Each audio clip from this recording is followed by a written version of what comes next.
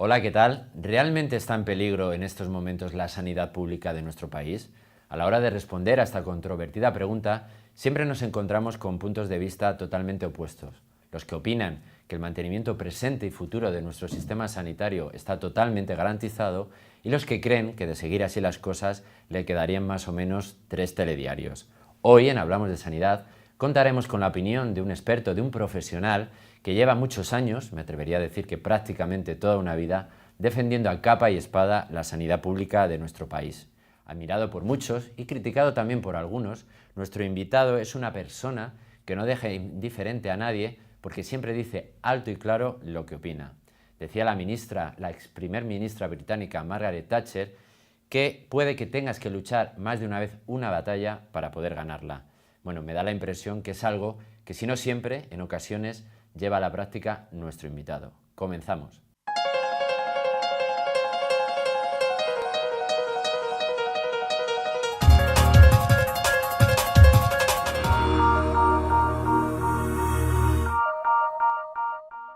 Como les decía, hoy contamos en Hablamos de Sanidad con un profesional que lleva toda su vida defendiendo ante cualquiera y en cualquier tribuna pública la sanidad pública de nuestro país. Me estoy refiriendo a Marciano Sánchez Baile, portavoz y presidente de la Federación de Asociaciones en Defensa de la Sanidad Pública aquí en Madrid. Bienvenido, muchísimas gracias, Marciano, por acompañarnos. Hola, pues mucho gusto. Pues con usted y en estos próximos 30 minutos vamos a hablar mucho de sanidad, pero antes, y como siempre hacemos, vamos a conocer un poco más de nuestro invitado buceando en Internet. Doctor en medicina, especialista en pediatría, nuestro invitado es todo un referente cuando se habla de cualquier asunto referido a la sanidad de nuestro país. Miembro fundador y portavoz en la actualidad de la Federación de Asociaciones en Defensa de la Sanidad Pública, Marciano Sánchez Baile fue jefe de la sección de pediatría en el Hospital Niño Jesús de Madrid.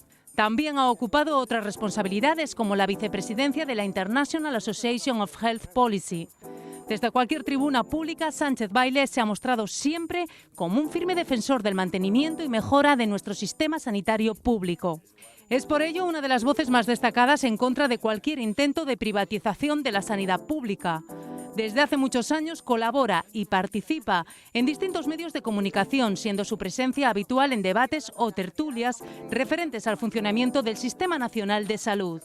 También ha expresado su opinión y puntos de vista a través de diversas obras literarias, como Hacia el estado del malestar, Neoliberalismo y política sanitaria en España, Crisis de la medicina y de la profesión médica en España o La sanidad no se vende. Médico, escritor, defensor de la sanidad pública. Hoy, en Hablamos de Sanidad, Marciano Sánchez Baile.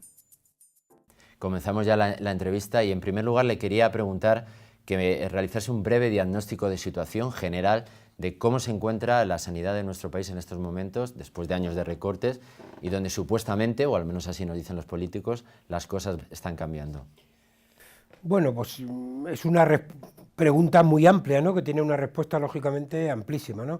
Yo creo que lo primero que hay que decir es que a pesar de la percepción que tenemos los que estamos relacionados con el sistema sanitario y probablemente una gran parte de la población, pues nuestro sistema sanitario goza de un gran prestigio internacional, ¿no? Eso es así, siempre que se sale fuera de nuestra frontera, pues hay un gran reconocimiento del funcionamiento del sistema, ¿no?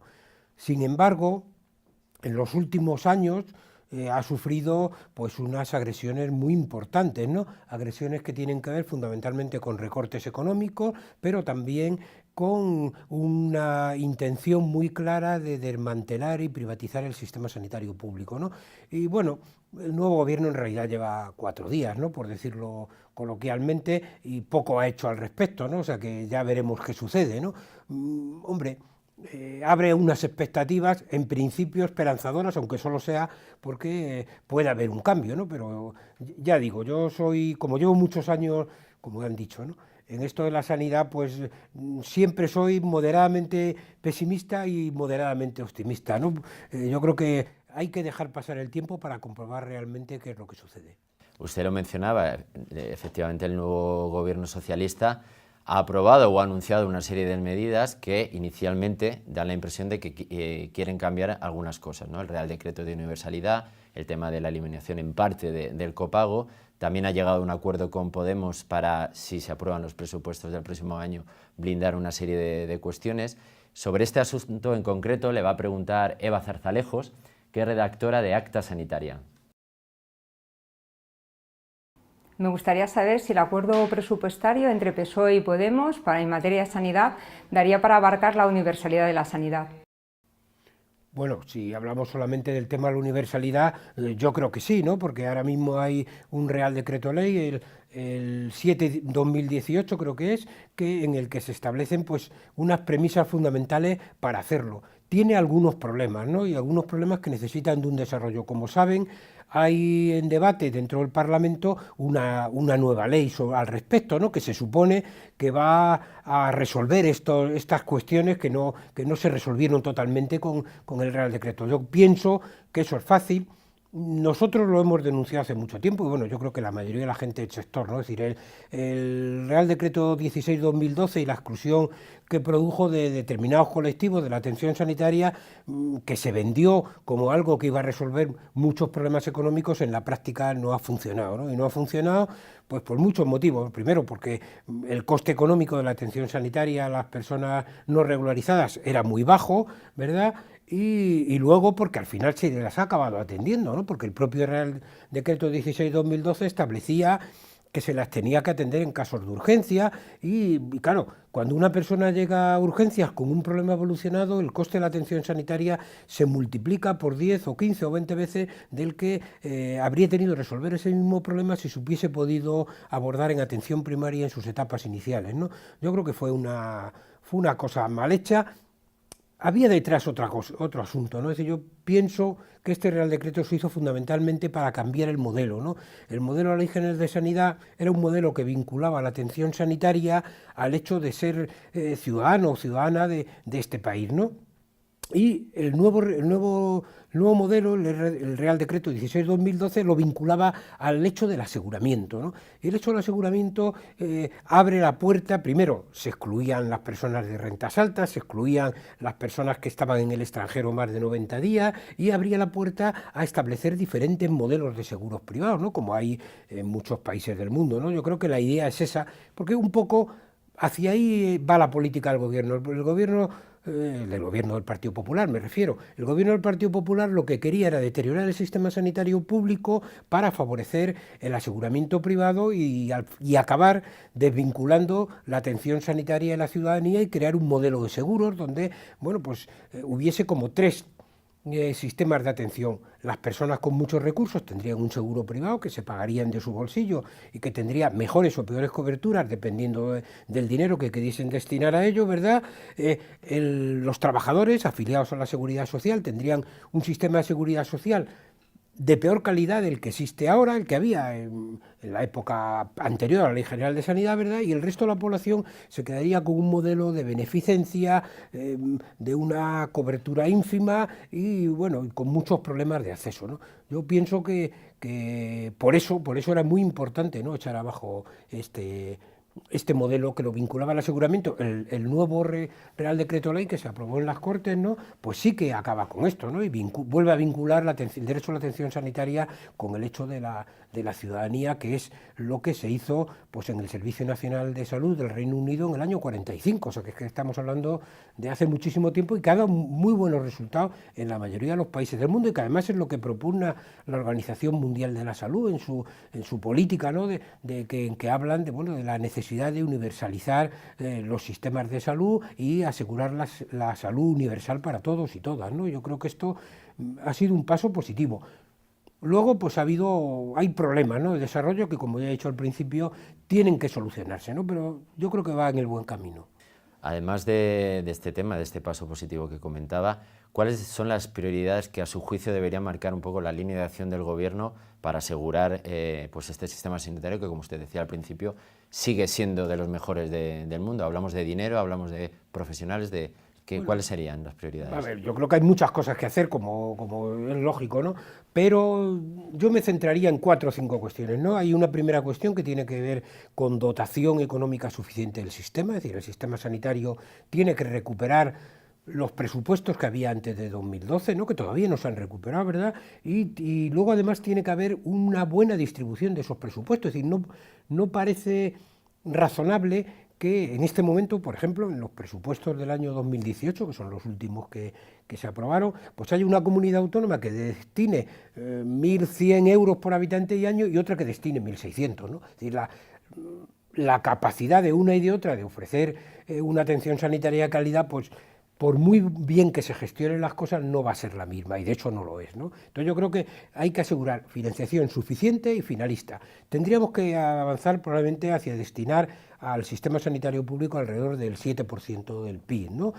Como sabe, el anterior gobierno fue disminuyendo el porcentaje del PIB que se dedicaba a la sanidad pública y tenía unas expectativas en los informes que mandaba a Bruselas de colocarnos en el 5,18, cosa que nunca consiguió, ¿no? Porque al final la realidad se acaba imponiendo, ¿no? Había recortes tan drásticos que no eran posibles hacerlos, porque bueno, iban a provocar y ya de hecho provocaron una gran contestación social y profesional, ¿no? Entonces yo digo, hay primero un tema económico, ¿no?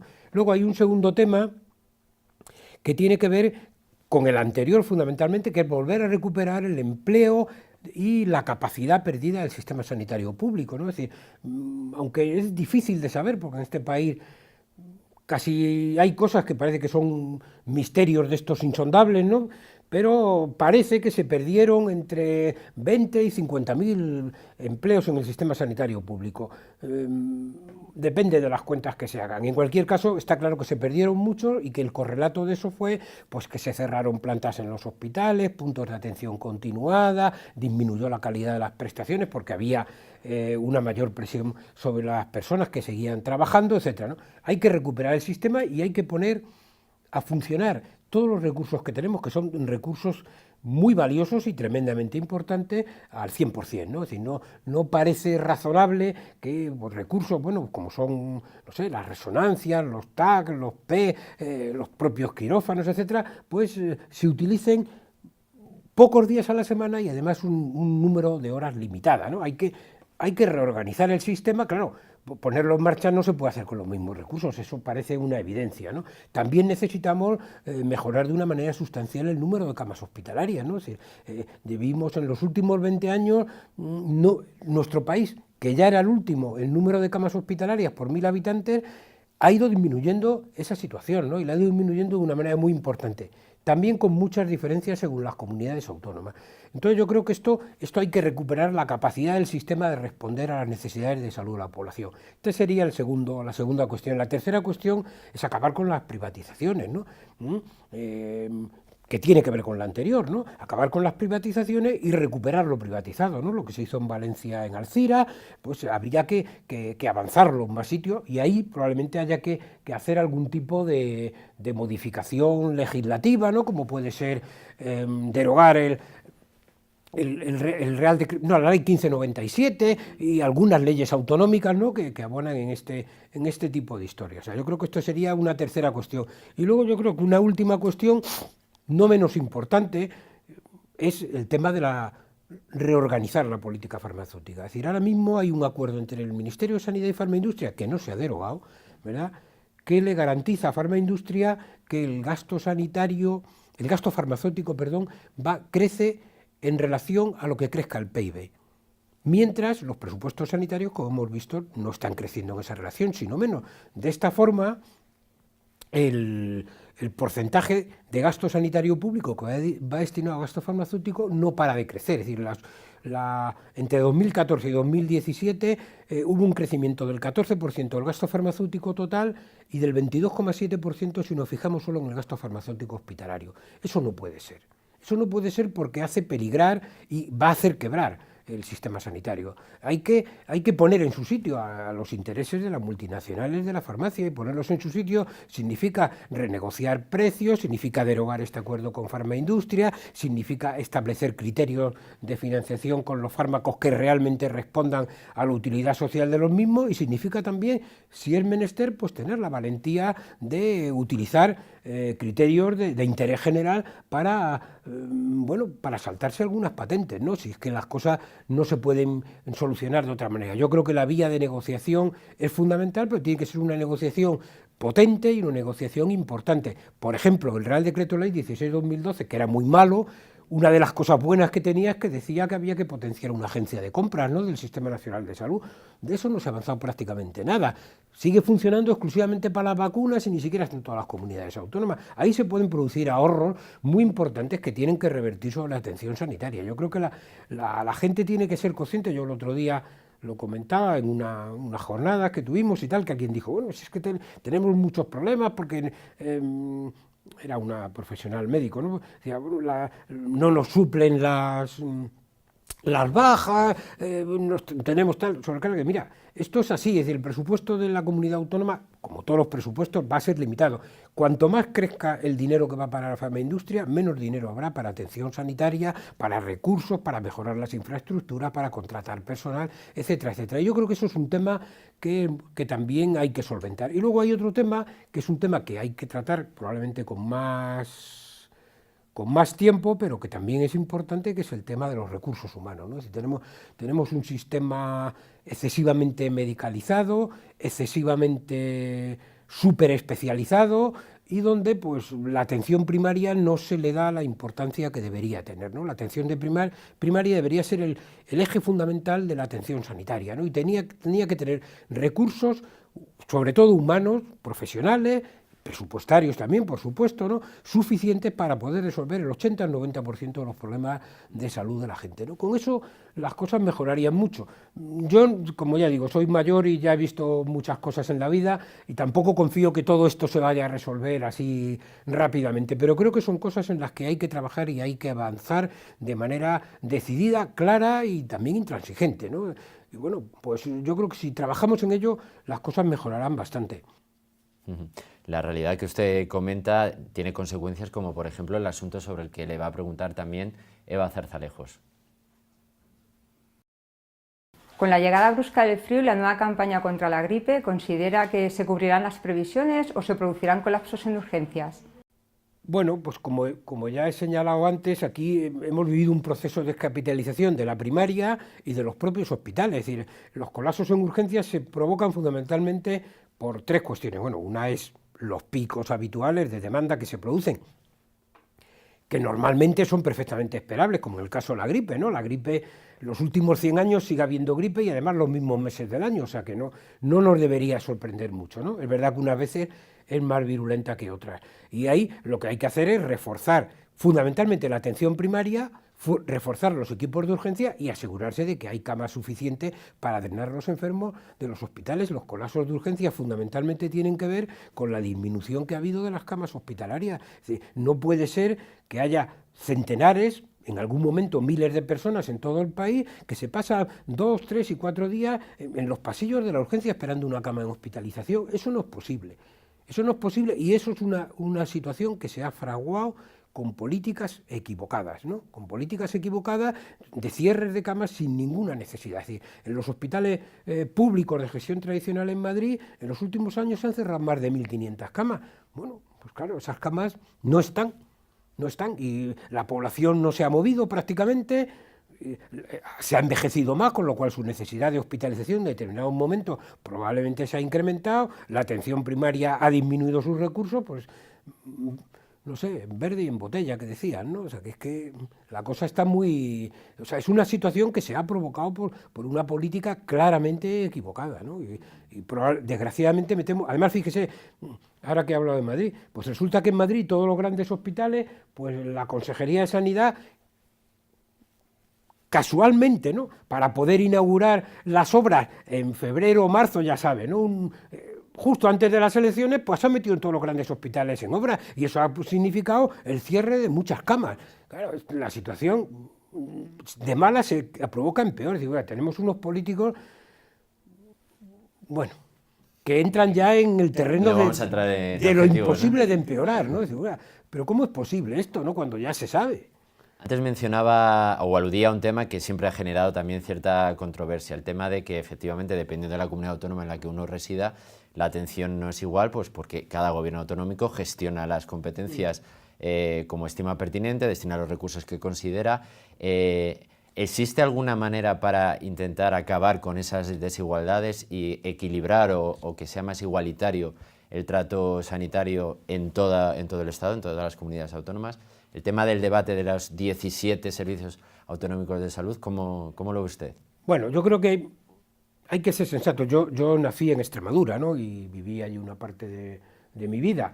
Y claro, entonces Extremadura era un sitio absolutamente, un erial sanitario, ¿no?, diciéndolo sencillamente. Es decir, yo en el hospital donde trabajé, en el Hospital del Niño Jesús, pues a veces contaban, ¿no?, que había niños que se pasaban toda la noche en el tren con una meningitis para que les pudieran atender allí, ¿no? O sea, una situación realmente terrorífica, ¿no? Eso con el desarrollo autonómico ha mejorado mucho, porque la red sanitaria se ha descentralizado bastante y ha ido a mejor, pero la contrapartida es que se han creado muchísimas desigualdades. Nosotros venimos defendiendo hace mucho tiempo que tenía que haber una financiación finalista, es decir, las comunidades autónomas tenían que recibir una cantidad de dinero ajustada, lógicamente, porque todas las comunidades no son iguales, unas tienen islas, otras tienen baja densidad de población, otras tienen mucha área rural, bueno, otras están muy envejecidas, o sea que hay muchas fórmulas en el mundo para esto, o sea que no tenemos que inventar nada, se trata de estudiarlo para que tuviésemos los recursos suficientes en todas las comunidades autónomas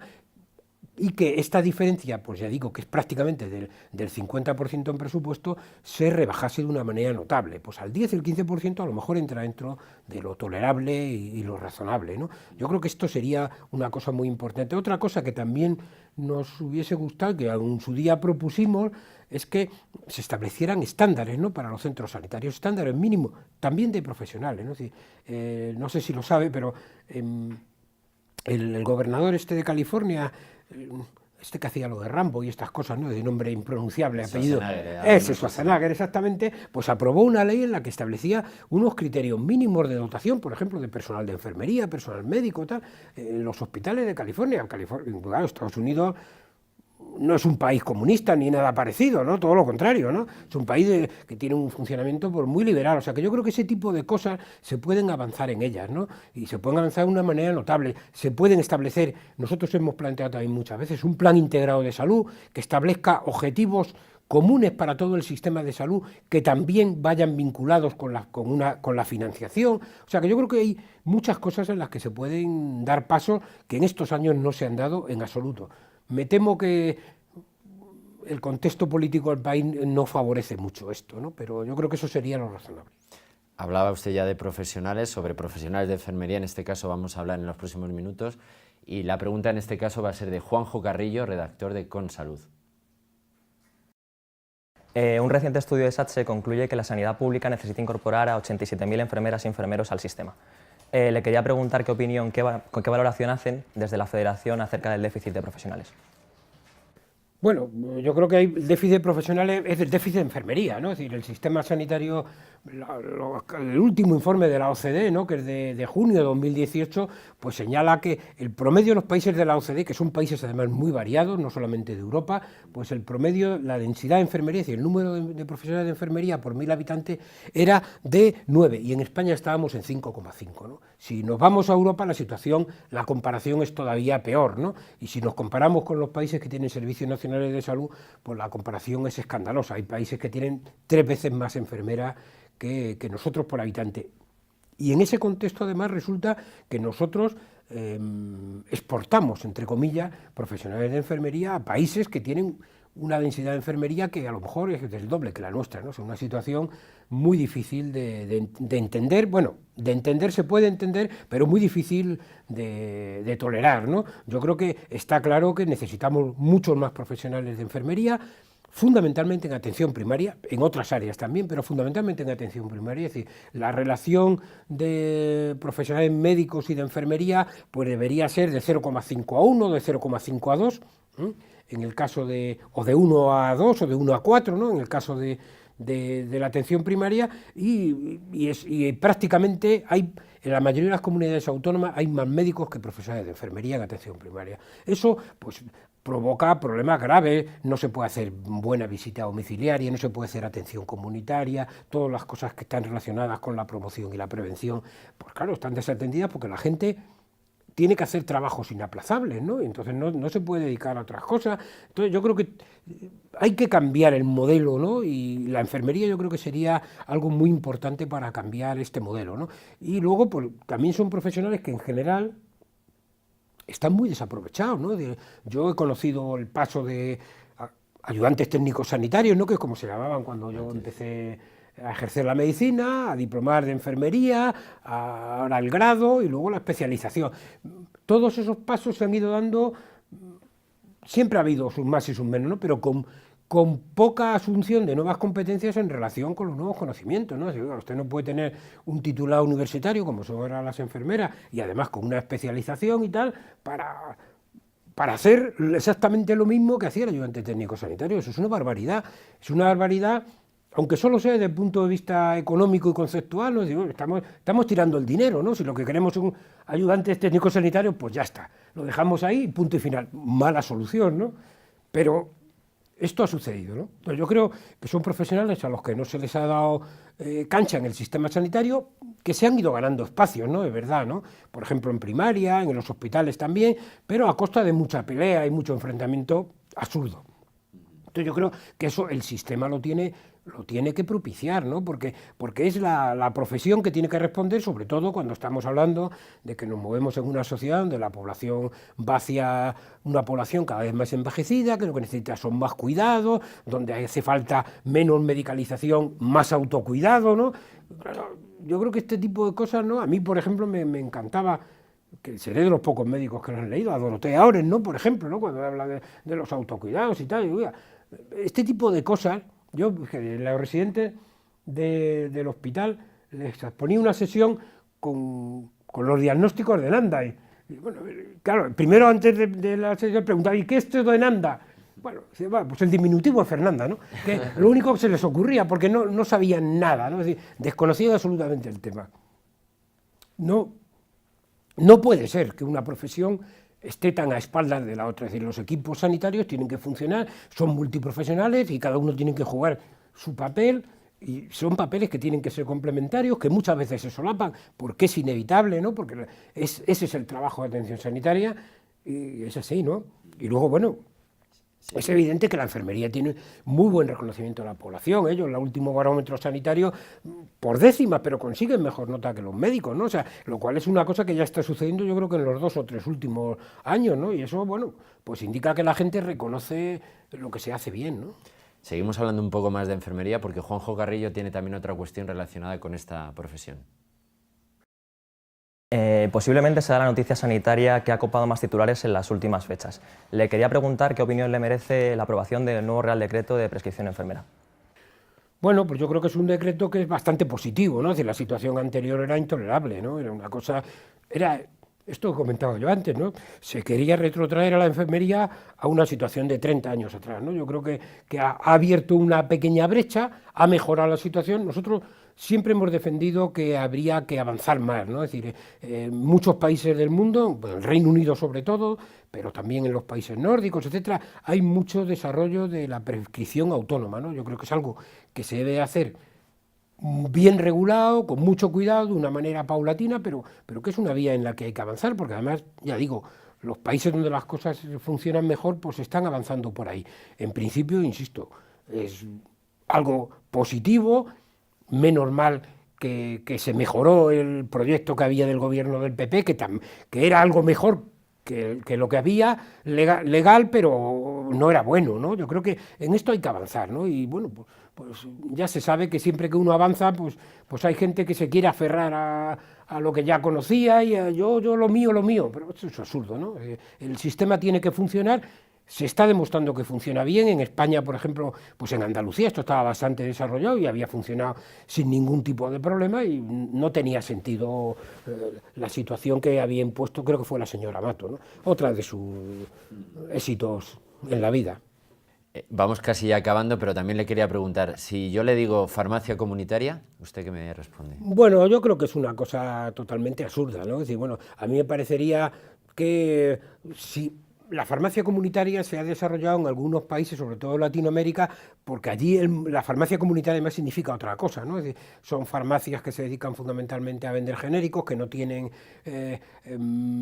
incentivos, digamos, económicos de funcionamiento, etcétera. A mí me parece que tal y como se ha planteado en España carece de cualquier lógica, ¿no? Es decir, porque lo que se pretende es usurpar papeles que debe desarrollar la atención primaria y además por un agente que, bueno, que es un agente que tiene fundamentalmente incentivos comerciales, ¿no? De que tiene un negocio muy legítimamente y que lógicamente pretende ganar dinero. Si yo, me parece normal, ¿no? Si una persona se gasta una pasta en poner una farmacia, pues lógicamente quiere rentabilizar esa inversión y todo eso está muy bien, pero eso no se puede hacer suplantando lo que tiene que ser la atención de los profesionales de la atención primaria. Yo creo que esto tiene que delimitarse claramente. Y eso que, por ejemplo, mi madre era farmacéutica, ¿no? Y nunca tuvo una farmacia propia, ¿no? Pero yo creo que hay farmacéuticos, por ejemplo, en atención primaria, en hospitales farmacéuticos del sistema público que funcionan de una manera muy bien coordinada con el equipo sanitario y que son muy útiles, ¿no? Porque mejoran mucho pues, la prescripción, la utilización de medicamentos, vigilan las reacciones adversas, etcétera. O sea, que no se trata de ponerle un pero a una profesión tan legítima como cualquier otra, sino a los intereses comerciales que yo creo que han desvirtuado un poco lo que debería ser esa profesión, ¿no? Y ahí no se debe de avanzar. Yo creo que es bueno que haya un rechazo, yo creo que ha habido un rechazo muy importante de este tipo de cosas, ¿no? Pues acabamos ya. Muchísimas gracias por estar con nosotros y nada, y como le digo también a usted, muchísimas gracias por acompañarnos una vez más. Gracias. Bueno, pues muchas gracias a vosotros por invitarme a estar aquí. Gracias.